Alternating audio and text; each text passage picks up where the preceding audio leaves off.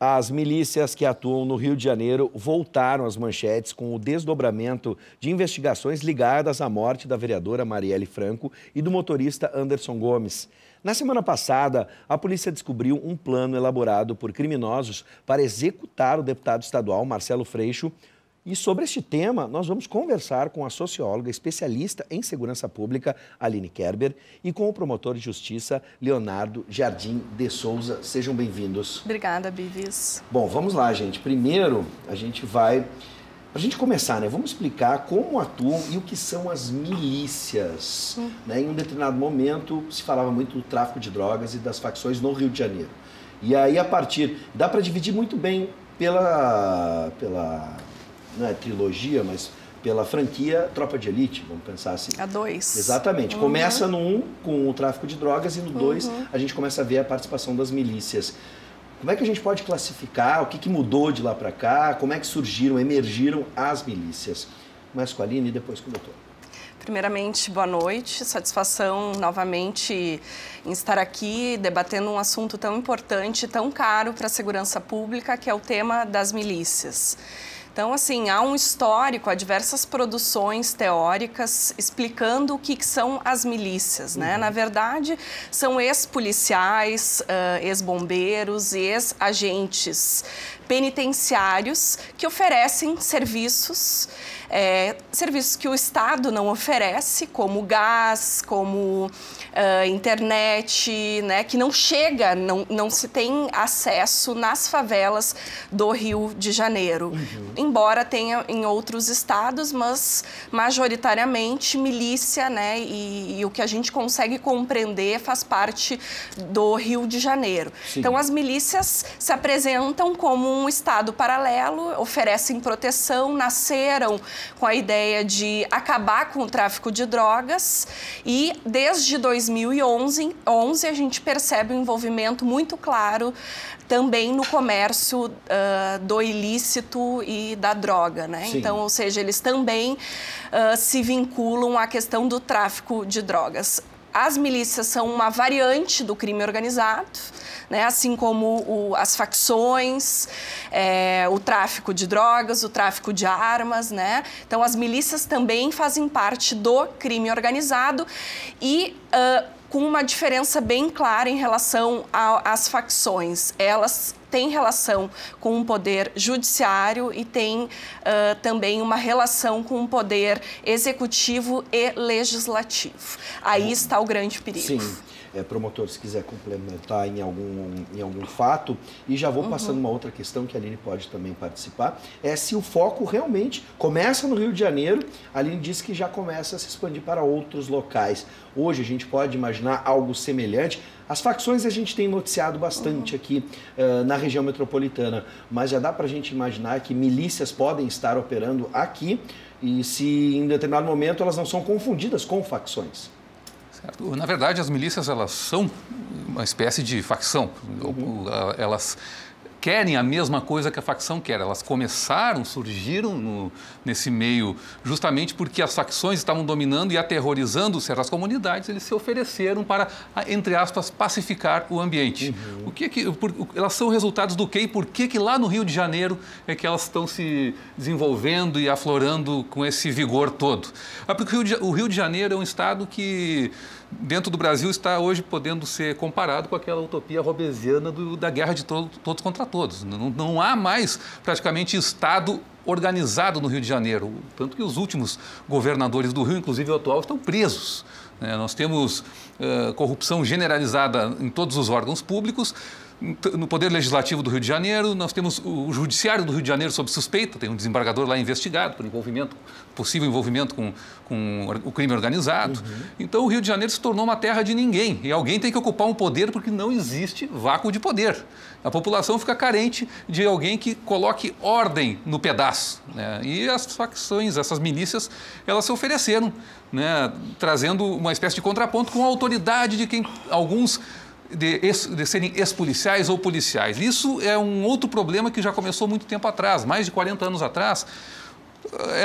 Se tolerou a contravenção no Rio de Janeiro, o jogo do bicho, por exemplo. Passou a ser algo aceito até pela própria comunidade como algo inofensivo. Mas é dali que veio toda essa violência urbana que existe lá.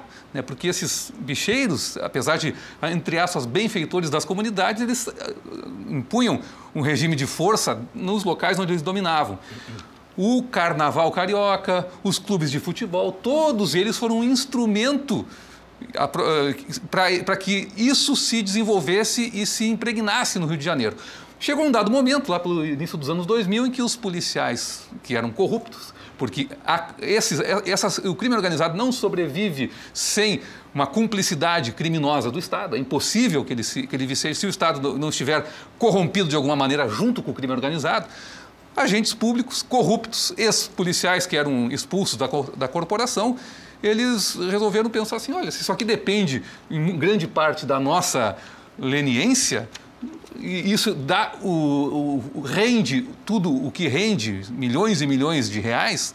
Então, quem sabe nós podemos disputar esse espaço aqui, porque já que depende da gente, então nós vamos entrar em guerra com eles.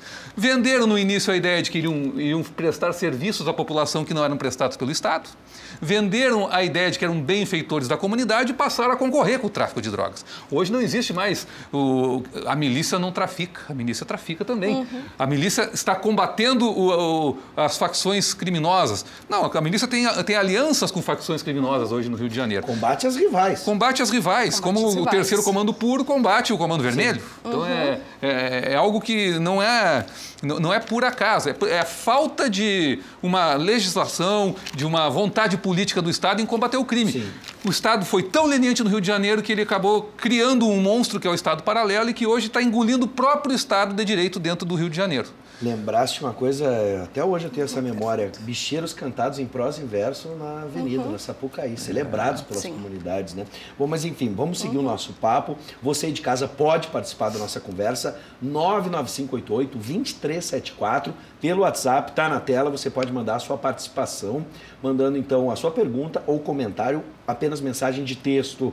O general Richard Nunes, secretário de Segurança Pública do Rio de Janeiro, disse ao jornal Estado de São Paulo que Marielle teria sido morta a mando de milicianos.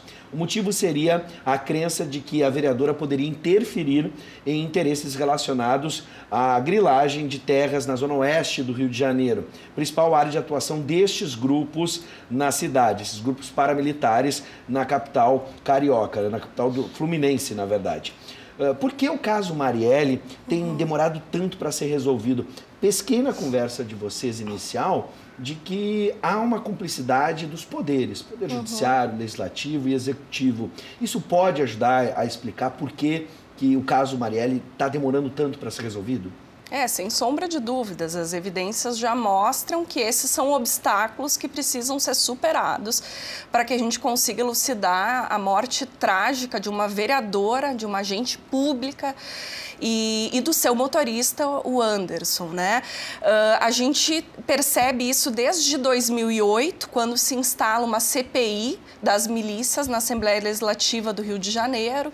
Jornalistas teve um fato num jornal que os jornalistas estavam fazendo uma pesquisa em favelas do Rio de Janeiro sobre milícias e eles foram sequestrados por milicianos e torturados, inclusive, e a partir dali ganha notoriedade esse tema das milícias e entra para a agenda das mídias e para a agenda política, né? Depois tem o processo das UPPs, que também é uma política que é um case nacional, mas que não logrou todo o sucesso porque entrou a repressão, mas não entrou a prevenção social, justamente aquilo que vai fazer com que enfraqueça o crime organizado, as milícias. Enfim, há uma conjunção de questões, mas eu diria que nesse momento há uma disputa muito clara do ADA, o Amigos dos Amigos, e do Comando Vermelho, que tem, então, trazido uma brecha, uma janela de oportunidade para o crescimento das milícias no Rio de Janeiro. Então, seria um pouco isso e que tem dificultado também o processo de elucidação do crime da Marielle e do Anderson. O senhor conhece também o Poder Judiciário. Como é que a gente pode entender? Como a gente pode vencer esse obstáculo, promotor? Olha, o Poder Judiciário é como todo poder, ele não está acima da lei, né? Agora, o que pode estar sujeito à corrupção, como qualquer outro poder, e a estar, de uma certa maneira, envolvido não enquanto poder, mas alguns de seus agentes. Sim. É muito mais difícil dentro da estrutura do Poder Judiciário isso acontecer. Existem mecanismos de controle muito fortes em relação ao Poder Judiciário. Mas o que nós temos que verificar é que existem situações que são incompreensíveis. Algumas decisões judiciais, elas não se explicam pela lógica jurídica, por mais que nós tenhamos uma lógica jurídica um tanto quanto distorcida no Brasil em relação ao direito penal. E aí existem situações aberrantes como as que deram asa, não vou citar nomes aqui, a investigação que está sendo feita lá no Rio de Janeiro contra um desembargador, e foram outros desembargadores em outros momentos investigados lá no Rio de Janeiro também, né? Então, isso mostra que efetivamente essas coisas estão sujeitas a acontecer. Nós temos hoje um ministro da Justiça que vai assumir a partir do dia 1º de janeiro, que tem como foco o combate à corrupção e ao crime organizado. E uma coisa não tem como conviver sem a outra, né? Tanto o crime organizado como a corrupção, eles funcionam como empresas, eles funcionam de uma maneira que eles têm que ser, de alguma forma, controlados, né? E tem que haver equipes especializadas em investigar essas situações. Se nós não queremos ter agentes públicos imunes a qualquer tipo de investigação, qualquer tipo de ação, nós temos que ter mecanismos de controle que tenham a sofisticação necessária para conseguir entender como essas coisas acontecem e conseguir, a partir do momento da compreensão de como isso acontece, agir, né? Sim. Me assusta muito, a gente falou do Tropa de Elite, eu vou voltar nesse caso para a gente poder entender algumas conexões nesses casos da milícia com a política. Né? É muito claro que aquelas ligações que foram representadas no filme, elas de fato aconteceram, como lembrou o promotor, né? Condenados, governador, enfim, entre outros agentes públicos e políticos, e aquilo foi anunciado muito antes dos desdobramentos que tivemos, por exemplo, com a Operação Lava Jato, entre outras operações. Nesse caso, a Polícia Civil ainda apura um suposto plano para executar o deputado estadual Marcelo Freixo, do PSOL. Segundo uma denúncia anônima, um policial e comerciantes ligados a milicianos teriam a intenção de matá-lo.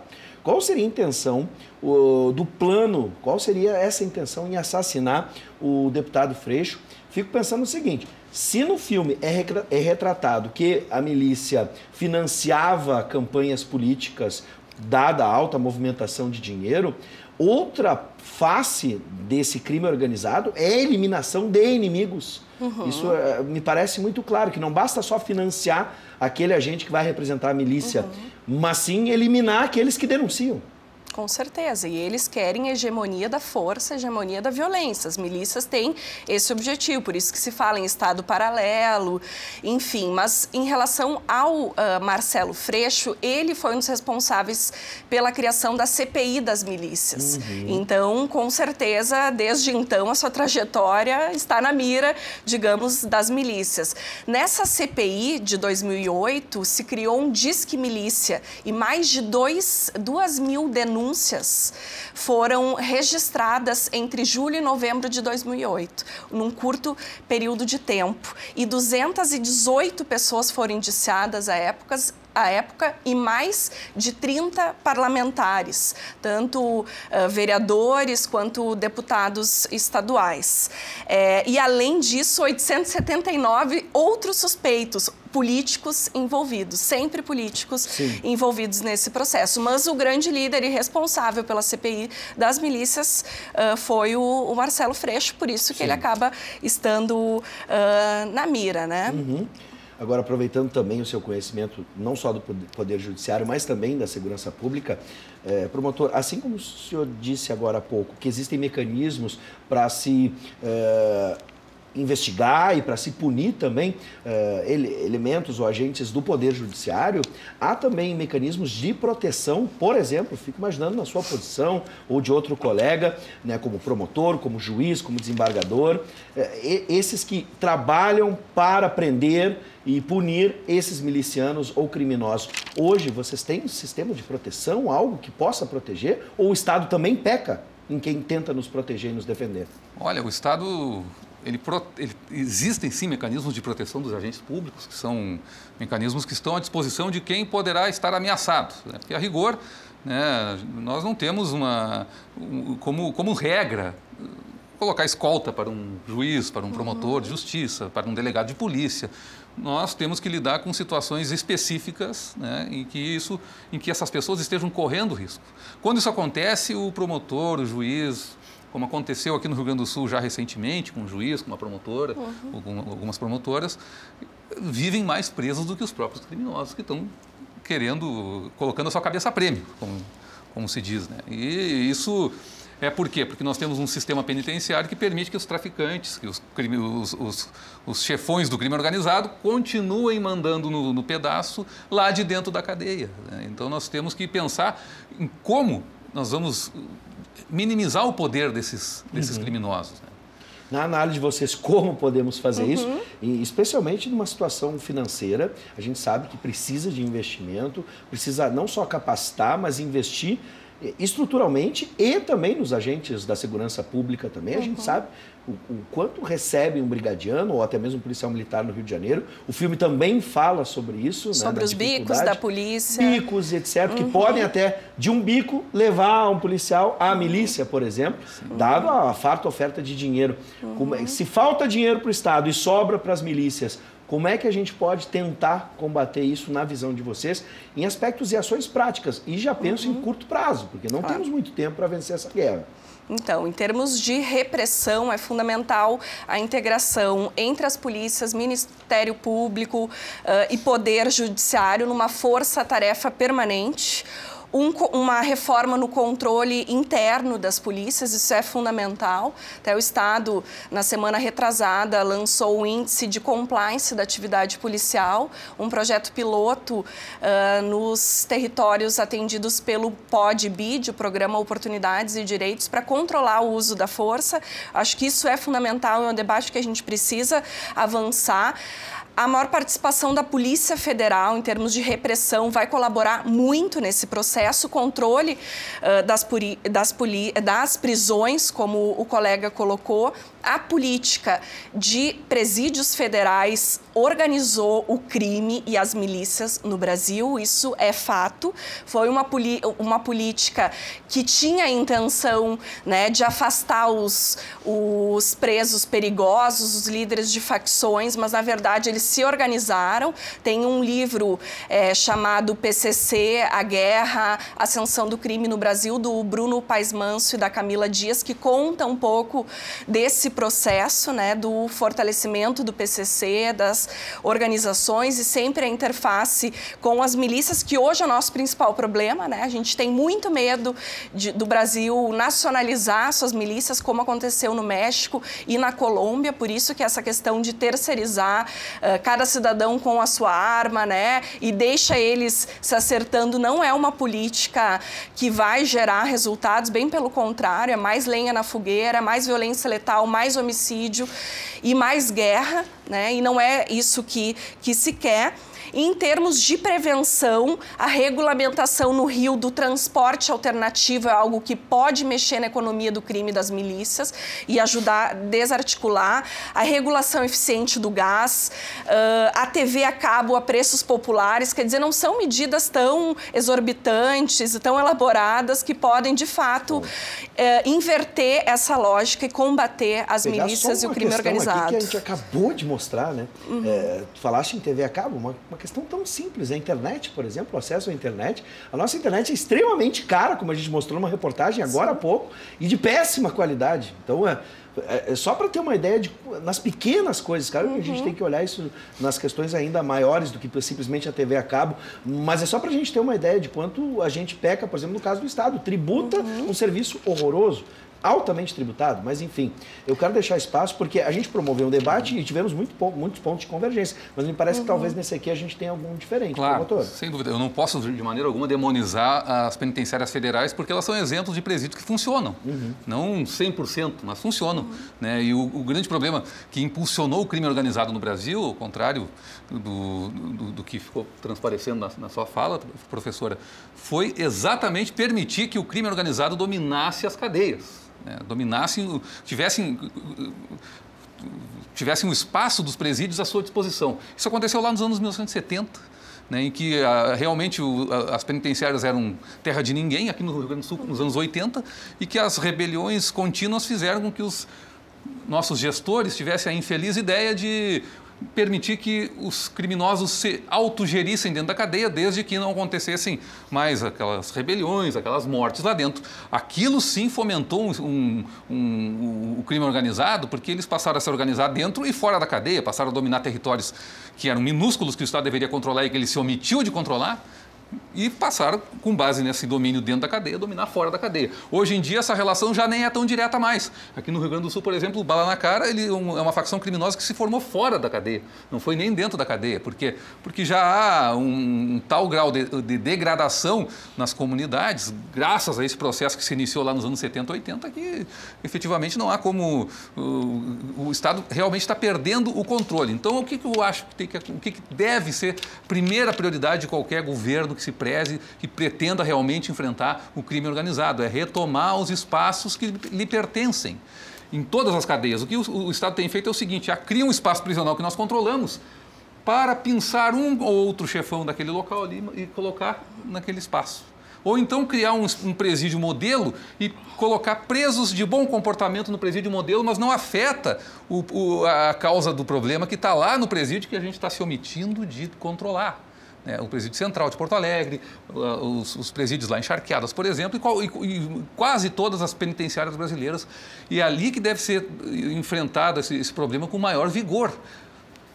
Bom, só para fechar, a gente tem a participação aqui do Nilson Fabiano. Ele diz: nas periferias em Porto Alegre ainda não imperam essas milícias. O que o governo espera para não deixar expandir essas organizações em Porto Alegre? Bom, essa é uma questão que a gente tem que olhar com mais atenção, Nilson, e vou deixar para uma outra oportunidade, para que a gente possa fazer, de fato, um raio-x sobre o Rio Grande do Sul, como, por exemplo, tão famosa a facção Bala na Cara, como ela, né, tem se organizado aqui, se podemos ou não encarar como milícia já nesse momento. Mas, infelizmente, não temos mais tempo. Mas muito obrigado pela colaboração, Nilson. Um forte abraço. Assim como deixo também um forte abraço aos nossos convidados. Obrigado por nos atender. Desejo um final de ano de paz para vocês e um 2019 que a gente possa ter mais paz ainda. Sejam sempre bem-vindos. Igualmente. Obrigada.